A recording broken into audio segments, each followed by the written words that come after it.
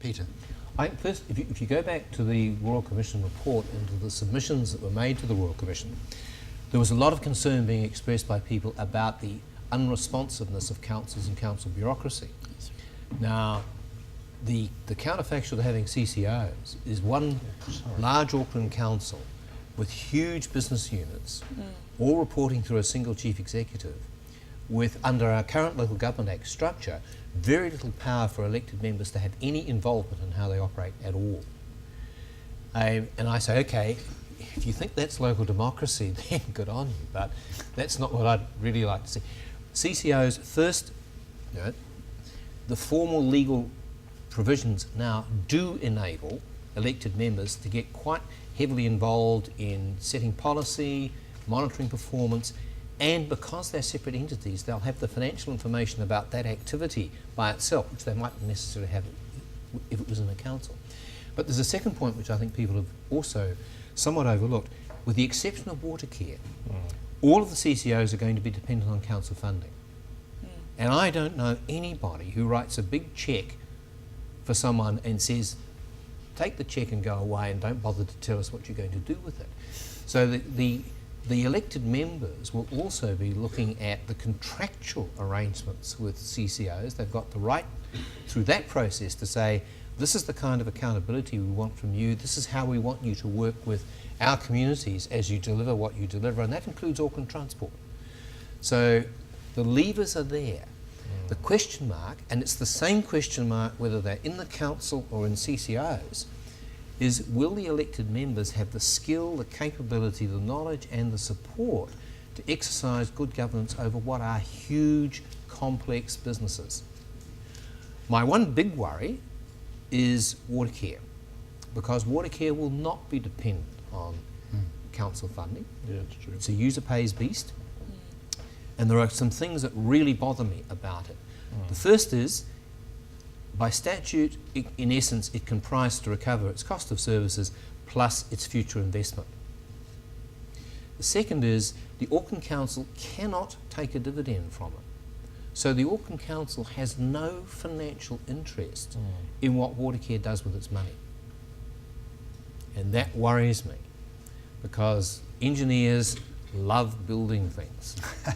And I can see a very real risk that Watercare, because the council can't take a dividend out of it, will not be under an owner discipline to use its assets as effectively as possible. It'll be just, there's a real risk that it will be allowed to go off and build whatever it thinks it needs to build, and that could cost Auckland's water consumers dearly.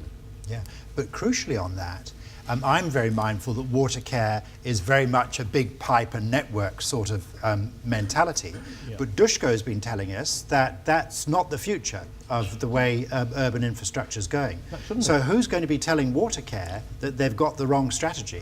Exactly. And that's a huge issue.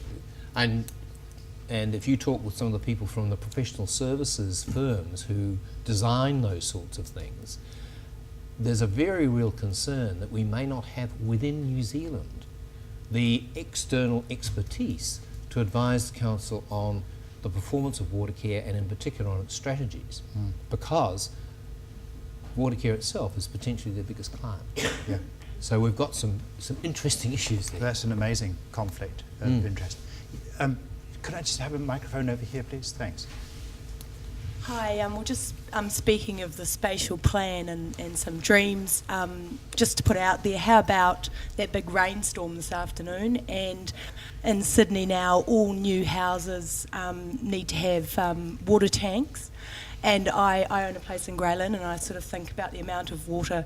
Has actually 7 bedrooms and a lot of people living in it, and the amount of that I pay for, and that the people who live there pay for the water that goes in and the water that goes out. And I think, couldn't I just put a big tank here for the people that are living in this house, and why are we paying this money? So first of all, great, let's do that in the spatial plan. Let's get water tanks for every Aucklander. We have the most beautiful water here. Why are we drinking the Waikato River, for a start? And that's, let's put that into the spatial plan to the new mayor. Also, can I ask, why has Watercare got this this power, and what can we do about it? Because as an Aucklander, I'm horrified to hear this, and it's actually not okay. So what can we do about it? Shane, Nikki, you guys are in government. Can we change this? Can we get the power of our water back and start making some bright decisions that they're making in Sydney, where they know they have enough water for their people to drink?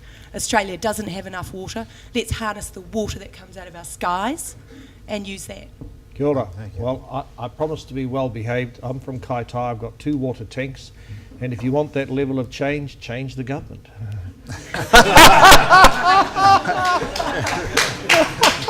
I can see a government rising or falling on the water tank issue. Look, frustratingly, tantalising, we're past 7 o'clock, and I feel as though we've hardly scratched the surface.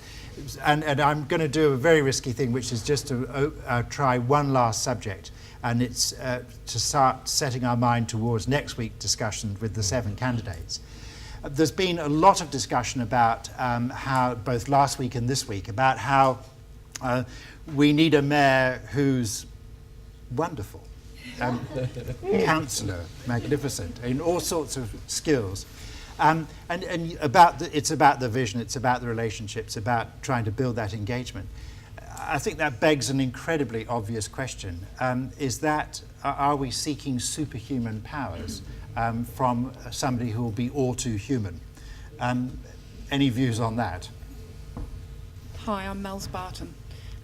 Yeah, I do think you are asking too much, because I think I work for a lot of grassroots organisations, and I think you have to have somebody who can speak to the people and be on their level, as well as can be visionary and strategic, and to bring all these diverse politicians with all their own agendas together, as well as talk to the government. And that's no mean feat.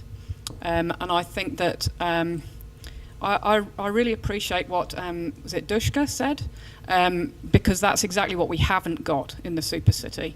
We are not going to be delivered a sustainable city. We're being delivered a top-down monolithic structure where everything is in silos, and it will be really difficult for all these organisations to talk to each other, the CCOs, the local boards, even the departments within the council. It's almost impossible. So if you think one mayor is going to have the time alone to talk to all those different silos and get their messages, not least his constituents of 1.4 million people, then yeah, I think that's a pretty tough ask. And the only way to do it, in my view, is to have a bottom-up structure where local democracy is real, and you have all those community groups who are organising themselves, Nikki, because they have to, because nobody's doing that for them. They are all organising themselves. The Social Policy Forum, for example, the social organisations out there in the community know that the Social Policy Forum that's being delivered is not going to work for them. So they're organising their own, basically, and they will talk to the Social Policy Forum that's being delivered for them. And the same with the arts organisations, the same with the environmental organisations. We're all at it because we know the Supercity isn't going to deliver the communication level that is required right through and across the region. And so yeah, the super mayor is going to have to be a super person, and they're going to have to be a real person and not somebody who's just got big business interests at heart. Because if the super city is all about just delivering business and economic growth, then it's going to be the death of Auckland, and we are certainly not going to be a leading city in the world. Because leading cities are all about communities and the people that live in them. And if they are not engaged in the process, which quite frankly they are about as put off as they possibly could be right now because of what's been done to them over the last 12 or 18 months by this government, then they've got no chance. So I say good luck to the super mayor, because it's a bloody awful job. It'll be a really hard job, and I wouldn't like to try and do it. Sorry.